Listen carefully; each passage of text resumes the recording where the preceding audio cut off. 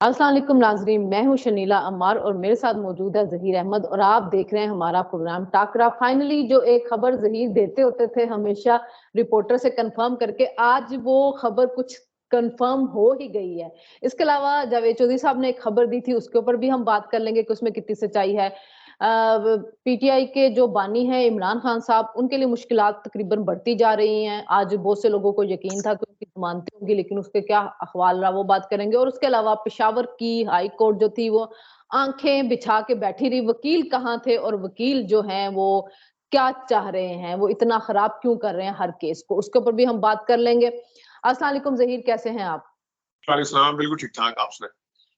मैं बिल्कुल ठीक ठाक हूँ। अच्छा जहीर, हम बात करते थे कराची में एमक्यूएम और नवाज लीग की सीट एडजस्टमेंट के ऊपर, और हमने बड़ी दफा इसके ऊपर बात की और आप हर दफा ये खबर दे रहे होते थे कि अभी तक वो मान नहीं रहे, और खुद वो भी बात करते थे कि मुस्तफा कमाल दस्तबरदार होंगे शबाशी के हक में। और आप कहते थे कि एमक्यूएम जो है उसको जहां से इशारा मिलता है वो इशारे के ऊपर चल रही, तो अगर अगर अभी तक वो नहीं कर रही है तो इसका मतलब उनको इशारा नहीं मिला। और फिर आप कहते थे कि हो सकता है कि इस्टेब्लिशमेंट अभी उनको डरा रही हो। लेकिन आज फाइनली खबर आई है सामने कि जी 5 सीटें जो है कौमी असेंबली की 10 सूबाई सीटों के ऊपर सपोर्ट करेगी एमक्यूएम नवाज लीग को। और जो शहबाज शरीफ जिस हल्के में खड़े हैं वहां से भी एमक्यूएम उनको सपोर्ट करेगी।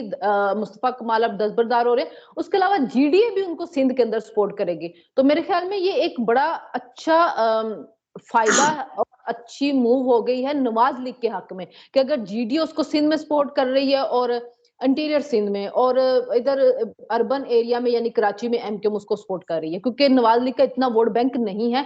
हाँ, शहबाज शरीफ ने 2018 में भी मुश्किल हालात में भी वहां पे अच्छा वोट लिया था। हाँ, शनीला पहले कराची पे आते हैं, उसके बाद जेयूआई के साथ भी इन्होंने किया है वहां पे लाड़काना में, जहाँ पे उनका गढ़ है। जेयूआई हमेशा वो जीडीए के करता है। साथ, जीडीए के हाँ, साथ भी जेयूआई जेयू के ये साथ, कंफर्म नहीं के साथ। हुआ। अच्छा, सबसे पहले मैं कराची के हवाले से जरा बात शुरू करता हूँ। आपको पता है कि कराची के हवाले से बड़े दिन से बातें हो रही थी कि ये 242 देने के लिए तैयार नहीं है।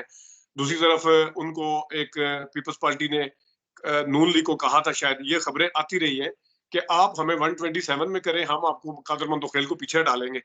तो ये चीजें अब जो एमक्यूएम की तरफ से एकदम से मूव आई है, ये इसके पीछे दो जो है रीजंस हैं। वो मेरी रिपोर्टर्स वगैरह से बात हुई है। इनको 247 दे रहे हैं मुस्तफा कमाल को और 242 शहबाज शरीफ को दे रहे हैं। उसके अंदर अंडरस्टैंडिंग ये है कि अगर शहबाज शरीफ साहब दोनों सीटें जीत जाती हैं, अपनी लाहौर वाली भी और कराची वाली भी, तो उस सूरत में कराची वाली सीट वो छोड़ेंगे और लाहौर वाली सीट वो रखेंगे। और अगर बिलफर्ज उन्होंने आगे वजीर आला बनना हुआ, फिर तो यकीनन वो सूबाई सीट रखेंगे। लेकिन इन केस अगर वो नेशनल असेंबली में जाना हुआ उन्होंने, तो फिर भी वो लाहौर वाली सीट रखेंगे अगर दोनों पे जीत जाते हैं। तो उसके बाद फिर मुस्तफा कमाल साहब अगर 247 से हारे होंगे, तो वो 242 पे दोबारा से जिमनी इलेक्शन लड़ेंगे। एक अंडरस्टैंडिंग ये है। दूसरी जो है वो, जब आपको पता है कि एमक्यूएम का पीटीआई के बाद अगर वहां पे कराची में कोई राइवलरी है, कोई उनका बड़ा हरीफ है, वो पीपल्स पार्टी है, वो नून लीग नहीं है।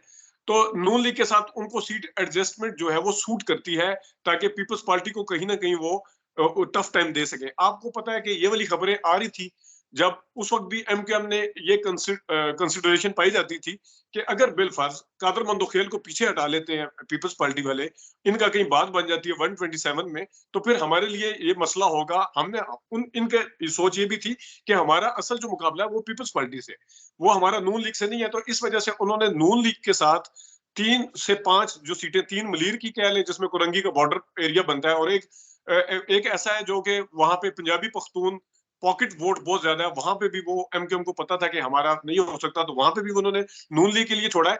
अब मैं आता हूँ जरा जो इंटीरियर सिंध की मलीर आपने, जो है ना, मलीर वैसे जो है मेरे हमें पीपल्स पार्टी के लिए स्ट्रॉन्ग एरिया है पीपल्स पार्टी का। इसी वजह से एमक्यूएम ने उस यही सोचते हुए कि लियारी भी, लियारी और मलीर ये जो है ये पीपल्स पार्टी के स्ट्रॉन्ग गढ़ है। स्ट्रॉन्ग एरिया, तो जहां पे उनको अपनी जीत का मार्जिन जो है वो कम नजर आ रहा था या कम चांस नजर आ रहा था, या जहां पे हम्म। मुकाबला सख्त नजर आ रहा था, तो उन्होंने वो वाली नून लीग को सीटें दी हैं। मैं जीडीए पे जाने से पहले एक चीज आपको यहाँ पे पंजाब में लिंक करना चाह रहा हूँ, एक चीज को। बिल्कुल यही वाली साइंस जो लड़ाई है नून लीग ने, आपको पता है आज खबरें चली है कि 155 जो है इसका लोधरा वाला जो हल्का है, वहां पे नून लीग ने इनकार कर दिया है जहांगीर खान तरीन के साथ एडजस्टमेंट करने से। और ये खबरें आई हैं कि 149 जहां पे शाह महमूद कुरैशी और जहांगीर तरीन मतलब आ रहे हैं यहाँ पे, वहां पे क्योंकि नून लीग का अंदरूनी सर्वे भी आया था और कुछ व्लॉगर ने भी वहां पे सर्वे किया था, वहां पे पीटीआई का बहुत ज्यादा चांस है वहां पे जीतने का ना। तो इस वजह से नून लीग ने भी अपनी वो वाली सीट जहां पे, क्योंकि जो कांजू है, जो अब्दुल रहमान कांजू है, वहां उनके रिपोर्टर से मेरी बात हुई है, जहांगीर खान तरीन अपने लोगों से इतना ज्यादा मिलना जुलना पसंद नहीं करते, और वो हमेशा जीते भी किसी के बलबूते पे, अगर एक आध दफा जीते भी हैं, उनको एक आम बंदे ने भी हराया हुआ था। तो इस तरह लोधरा की सीट जो है, नून लीग को नजर आया कि वो ज्यादा स्ट्रांग है हमारे हक में, बजाय इसके कि वो जाके इधर करते। तो उन्होंने ये वाली किया कि हम मुल्तान में करेंगे, और यही वाली साइंस इन्होंने लड़ाई है। यहाँ पे जो मेरा हलका है, यानी कि जिस हलके का मैं वोटर हूँ, वहां पे आमिर कियानी साहब जो थे, वो थे इसके पीटीआई के एमएनए। उससे पहले मलिक अबरार बनते आए हैं, अभी भी मलिक अबरार साहब जो हैं नून लीग के उम्मीदवार हैं, और मलिक अबरार पहले बन चुके हैं। मियां आमिर कियानी अभी जीते थे। अब यहाँ पे उन्होंने एडजस्ट करना था इसको, आईपीपी में आमिर कियानी को। यहाँ पे सुनने में आ रहा है कि वो इस्लामाबाद से उसको टिकट देना अपने मतलब पीछे हटा रहे हैं नून लीग वाले, एक बंदा एक हल्के से, 3 में से एक हल्के में से। और आपको पता है कि इस्लामाबाद में पीटीआई का वोट ज्यादा है एज कम्पेयर ज्यादा। टू नून।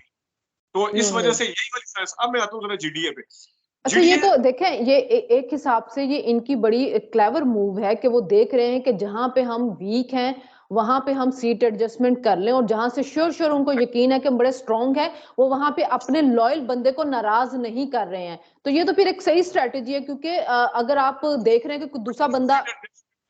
अपनी सीट जिसमें आपको 70 to 80% भी यकीन है कि हमारा बंदा हम्म। यहाँ से जीत सकता है, तो ये तो मेरे ख्याल में बहुत बड़ी बेवकूफी है, ये सीट आप किसी और को दे दें।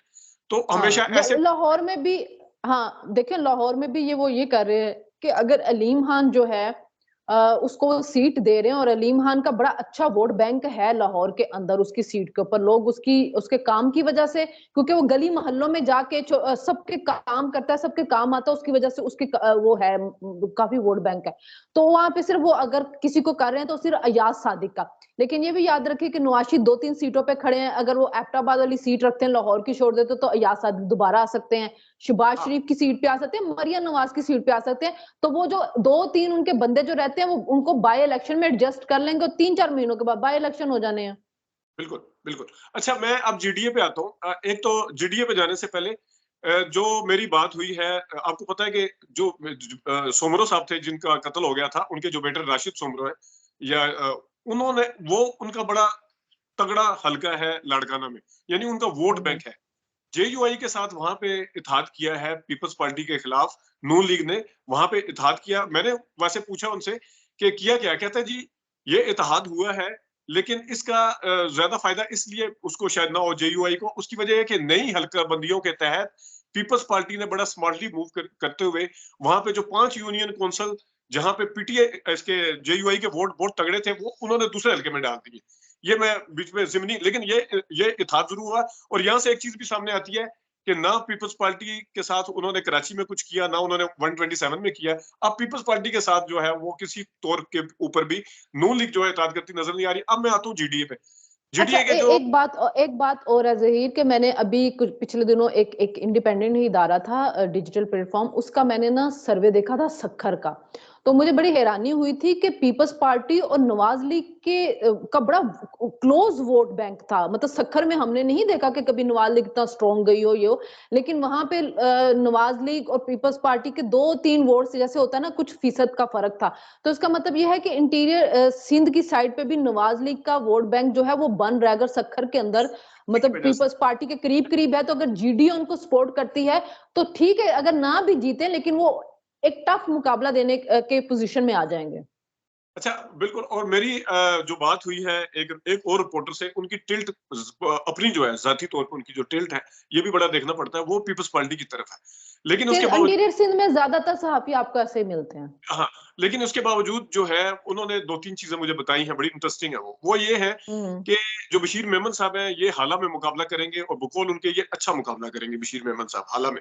अच्छा, 2 सूबाई नशिस्तें हैं वहां पे खैरपुर में, वहां पे वो हम्म। जुतोई फैमिली है, और शिकारपुर वगैरह में, तो वहां पे भी मुकाबला अच्छा है। और एक और बड़ी इंटरेस्टिंग चीज है, वो सांगड़ सांगड़ की जो शाजिया मरीज साहिबा की सीट है, वहां पे भी सुना है कि जो इनका मुकाबला है वो जबरदस्त होगा। बाकी में जिसने बताया कि जीडीए ने पिछली दफा भी, हाँ, जीडीए ने पिछली दफा भी बड़ा टफ मुकाबला दिया था पीपल्स पार्टी को। और बाकी वो उनके तो आपको पता है फहमीदा के और उसके तो एक्सेप्ट नहीं हुए। कागजात, हाँ, नहीं हुए। उनके बच्चों के आगे होते हैं, वो क्या करते हैं उसके हवाले से देखा जाएगा। लेकिन 3 से 4 डिस्ट्रिक्ट में नून लीग और जो जीडीए यानी जीडीए की खास तौर पे इनके मुकाबले अच्छे होंगे। लेकिन बाकी में रेस्ट ऑफ वो नवाब शाह वगैरह की जो बात कर रहे थे और जो जिले कुछ ऐसे हैं उसमें फिर जाके जो है वो कम चांस है। नुशैर फरोज का भी बाय द वे उन्होंने कहा था कि नुशैर फरोज में भी क्योंकि जुनेजो फैमिली का जो है वो पीपल्स पार्टी के अगेंस्ट है, तो जुनेजो वाला वो फैमिली फैक्टर और जो कास्ट फैक्टर है ये वहां पे बड़ा मैटर करता है और उससे भरपूर फायदा उठा सकती है जीडीए अगर वो पीपल्स पार्टी के खिलाफ कोई अच्छा, इस तरह की बड़ी एक बात है ज़हीर, हम 88 से जो है इलेक्शन को कवर करते आ रहे हैं। उस वक़्त छोटे थे बहुत, इतना नहीं आइडिया होता था, लेकिन ये था कि इंटीरियर सिंध बड़ा स्ट्रॉन्ग था पीटीआई के लिए, पीपल्स पार्टी के लिए, सॉरी। लेकिन अब हमने पिछले 2 इलेक्शन में देखा कि वहाँ पे आहिस्ता-आहिस्ता डेंट पड़ रहा है उनके वोट बैंक के ऊपर। तो मेरा ख्याल में कि इस दफा हमें और भी ज्यादा टफ मुकाबला देखने में आएगा। लेकिन मुझे ये है कि बिलावल भुट्टो इतना ज्यादा सिंध पे फोकस नहीं कर रहे जितना वो NA 127 के ऊपर फोकस कर रहे हैं। पहले वो खैबर पख्तूनख्वा में उन्होंने कुछ वर्कर्स कन्वेंशन किया और उसके बाद वो NA 127 का ही हम देख रहे हैं, लेकिन उनके जलसे अभी शुरू नहीं हुए हैं। और नवाज शरीफ साहब का ये कि अब चूंकि पहले उनके लिए एक मसला था कि ताहियात नाहली लटक तो रही थी, चाहे वो कहते कि पार्लियामेंट का एक्ट था, लेकिन किसी भी टाइम पे चैलेंज हो सकती थी। अब उससे वो क्लियर हो गए, तो एक तरह से ये चीज तो श्योर हो गई कि अब जी अब वो इलेक्शन भी लड़ सकते हैं, वजीर आजम भी बन सकते हैं। जबकि जराये से खबरें यही हैं कि अगर वो वजीर आजम बने भी तो साल 1.5 साल के लिए बनेंगे, आगे वो शहबाज शरीफ को ही देंगे क्योंकि उनकी हेल्थ जो है वो काफी कॉम्प्रोमाइज्ड है। तो मरियम नवाज के बारे में सुना जा रहा है कि शायद वो वजीर आला पंजाब की बनेंगी। तो ये अब देखना है कि इलेक्शन के बाद सिचुएशन क्या बनती है। शहबाज शरीफ जाहिर है जब वजीर आजम आए तो वो नीचे डिमोट होकर वजीर आला बनना तो पसंद नहीं करेंगे, फिर उनकी नजर तो वजीर आजम के ओहदे के ऊपर ही होगी। ये इंटरेस्टिंग होगा। अच्छा, अब हम चले जाते थोड़ा सा इमरान खान की तरफ आ जाते हैं। इमरान खान का ये था कि उनके आज 2 केसेस में जमानत का था। एक नैब का जो था तोशा खाना वाला और एक उनका था अल कादर ट्रस्ट वाला। दोनों में उनकी जमानतें रिजेक्ट हो गई और फर्द जुर्म उनका अल कादर ट्रस्ट पे लग गया। अच्छा, अब इसमें एक हमारे एंकर हैं जावेद चौधरी साहब, उनके पास खबरें तो जाहिर होती हैं और बहुत सी उनकी खबरें सच भी हुई हैं। क्योंकि हर एक जाहिर पुराने सहाफी होते हैं, उनके स्ट्रॉन्ग सोर्सेज होते हैं। उन्होंने खबर दी कि जी इमरान खान कल जेल में रो पड़े हैं। अब जाहिर उसकी तस्दीक या इमरान खान कर सकते हैं या वो जज कर सकते हैं जिन्होंने उनको टिश्यू पेपर दिया है, या वो अमला जेल का कर सकता है। हम वैसे तस्दीक तो नहीं हो सकती, लेकिन उनके अपने जाहिर सोर्सेज तो उन्होंने दिया। 2-3 दिन पहले ये खबर आई थी कि बुशरा बीबी इमरान खान से मिलने गई है, तो वो भी जाके रोई हैं। तो ये क्या सीन हो रहा है जेल के अंदर? इसमें मैं पहले एक चीज तो ये बता दूं कि जो उन्होंने रोने की जो बात की है वो रोने वाली बात सही है या गलत है या झूठ है या किस तरह, उसके ऊपर मैं बाद में आता हूँ।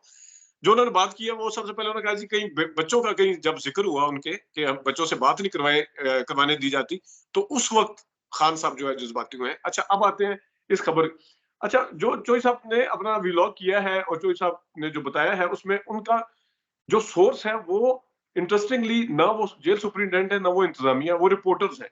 अब मुझे हैरानी, मेरा सवाल ये है कि वो कौन से रिपोर्टर थे जिन्होंने अपने टीवी चैनल पे या अपने व्लॉग में ये वाली खबरें नहीं दी आगे। आपको पता है कि इस तरह की खबरें तो फिर आप लोग सुनते हैं, चलता है। वो उन्होंने चौधरी साहब को आगे दी है। और तीसरी इसके है? और चौधरी तीसरी साहब चीज ने फिर अपने व्लॉग में कर दी है। तीसरी चीज ये है, तीसरी इसमें एक और चीज है। आप देखें, एक तो नो डाउट कि 13 जनवरी करीब आ रही है। अब ये फैसला कुन मराहल में जो है वो सारा कुछ दाखिल हो गया है। वो सिंबल वाला भी अपनी जगह पे सारा कुछ है। लेकिन जो इकोनॉमिस्ट के बाद कॉलम लिखने वाले के बाद आपको पता है कि जिस किस्म के प्रेशर का सामना हो सकता था, ये मैं बैनो सुतूर जो तला साहब बात करते हैं ना, बैनो सुतूर का अगर मैं वर्ड इस्तेमाल करूं तो बैनो सुतूर अगर मैं कह सकूं, तो उसके बाद से अभी भी बल्कि मैं किसी कोर्ट रिपोर्टर का एक थंबनेल देख रहा था कि केस को पहिए लग गए, वो जो मलिक रियाज साहब कहते होते थे ना, तो जितनी स्पीड अप हुआ है उसके अंदर एक फैक्टर 13 जनवरी वाला अपनी जगह पे है, टाइम थोड़ा है, फैसला कुन मरला वो सब अपनी जगह पे। लेकिन मैं बताऊं आपको, ये इकोनॉमिस्ट वाला आर्टिकल जो है ये भी कहीं ना कहीं कोई ना कोई रीजन है इसकी। अच्छा ज़हीर, उसमें एक ये कि जुल्फी बुखारी और मलक रियाज के जो असासे वो भी मुंजमद करने की अदालत ने ऑर्डर दे दिया, और मेरे लिए ये सबसे ज्यादा खुशकुन खबर है कि अगर मलक रियाज के ऊपर कोई हाथ डाल रहा है। लेकिन फिर भी हमारे चैनल इस मलक रियाज का नाम कभी भी नहीं लेंगे कि वो बताएंगे कि उसके असासे मुंजमद हो गए। अच्छा, इसमें जो इकोनॉमिस्ट वाला आर्टिकल था, कल भी हमने इस पे बात की थी। जो आप अगर इसको चेक करें जो टेक्निक है उसके जरिए, तो ये आर्टिफिशियल इंटेलिजेंस से लिखा गया आर्टिकल नहीं है। जो इमरान खान ने बाद में रिपोर्टरों को कहा ये तो आर्टिफिशियल इंटेलिजेंस से लिखा गया है।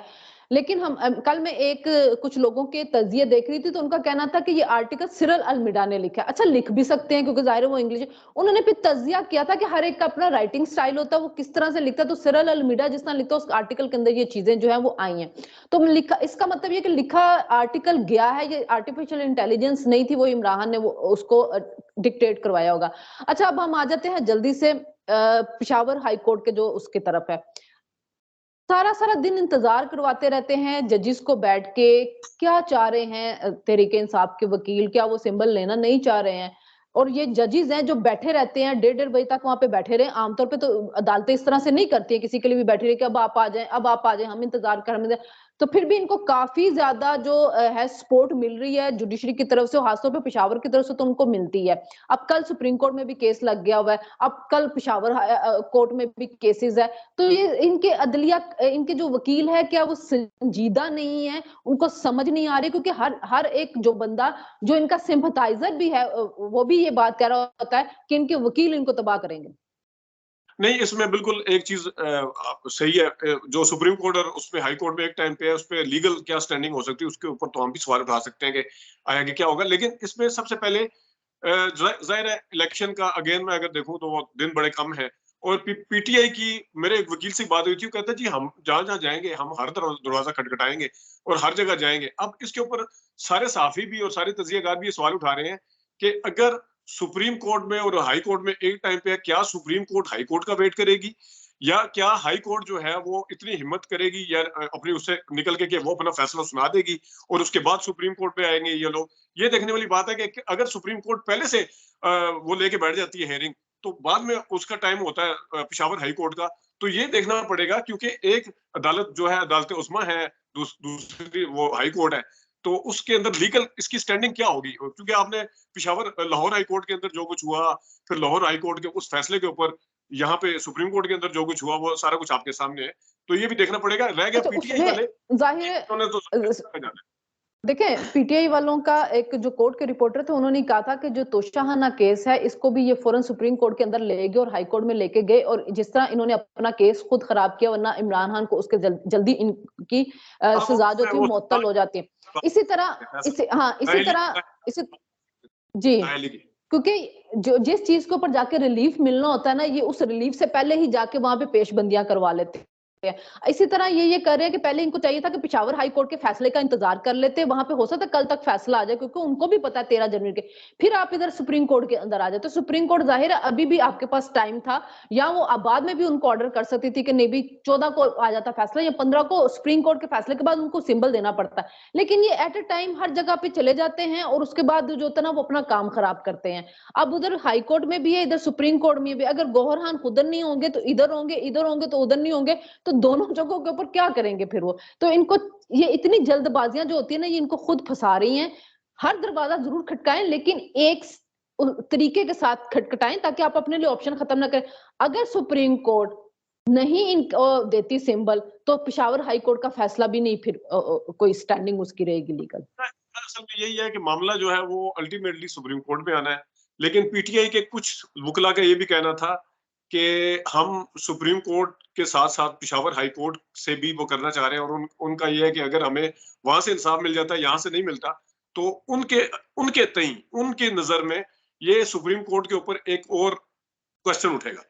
अब अच्छा, ये मैं इससे ज़्यादा कुछ प्रोपेगेंडा, मतलब हमारा प्रोपेगेंडा, मतलब प्रोपेगेंडा करना है हमने जो नहीं, प्रोपेगेंडा कह लें मसले। या जिस तरह भी है, उसमें अब वो उसके ऊपर यानी कि लेकिन अच्छा, ये भी हो सकता है कि अगर पेशावर हाई कोर्ट कल नहीं देती उनको सिंबल और सुप्रीम कोर्ट दे देती, तो फिर जो इतनी प्लानिंग की होगी उसका क्या करेंगे।